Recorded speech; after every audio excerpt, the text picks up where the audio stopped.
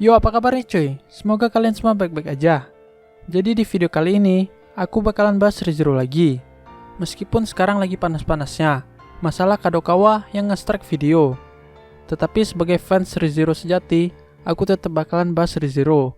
Dan yang bakalan kubahas kali ini adalah tentang Divine Protection dan Authority. Karena udah pada nanya juga. Jadi tanpa banyak bacot lagi, ayo kita mulai pembahasannya.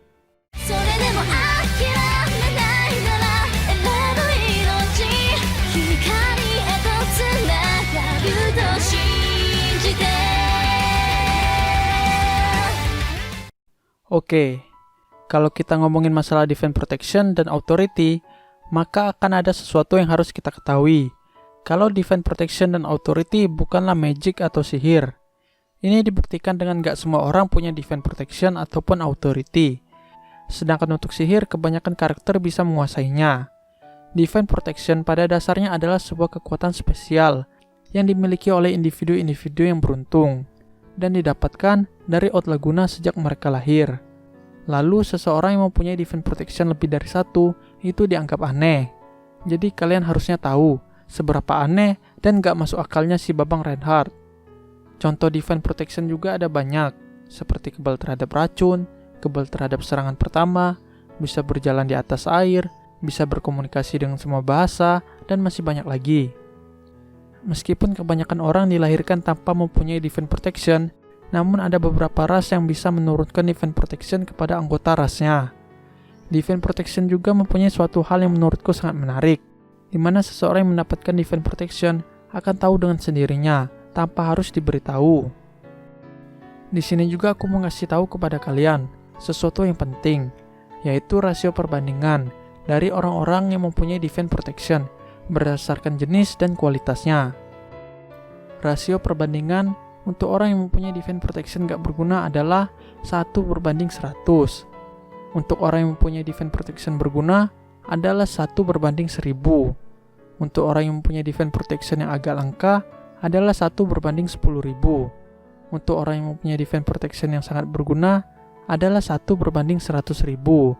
Untuk orang yang mempunyai Divine Protection yang unik adalah 1:1.000.000. Sedangkan untuk orang yang mempunyai Divine Protection lebih dari 1 adalah 1:10 juta.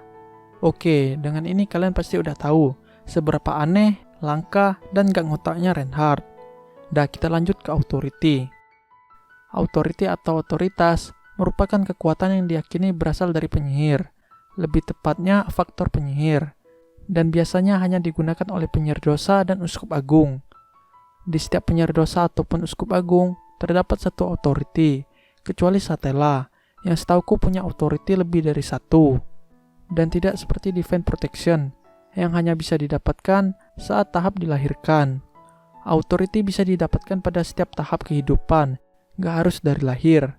Namun kecocokan antara authority dan setiap penggunanya berbeda-beda. Seperti contohnya Satella dan Betelgeuse, yang gak cocok dengan authority atau faktor penyihirnya, sehingga membuat mental mereka menjadi terganggu. Berikut beberapa contoh sedikit dari authority dan masing-masing perwakilan dosanya. Contoh authority dari dosa kemalasan adalah Unseen Hand, yang dapat mengeluarkan tangan tak terlihat. Kemampuan ini digunakan oleh Betelgeuse dan Subaru nantinya. Contoh lainnya adalah authority dari dosa kerakusan, yang dimiliki olei Baten Kaitos. Authority-nya dapat memakan nama serta ingatan seseorang, seperti kasusnya Rem, yang nama dan ingatannya dimakan oleh Baten Kaitos, sehingga membuat Rem jatuh koma. Contoh terakhir yaitu authority dari dosa nafsu, yang dimiliki oleh Charmilla, yaitu dapat menipu penglihatan dan pendengaran seseorang, sehingga membuat korban seperti melihat dan mendengar hal yang ingin mereka lihat dan dengar.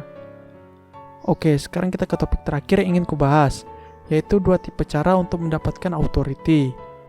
Cara ke-1 ini terjadi dalam kasus Betelgeuse, di mana Betelgeuse mendapatkan authority dengan cara memasukkan faktor penyihir ke dalam dirinya, yang berarti authority bisa didapatkan dalam bentuk fisik.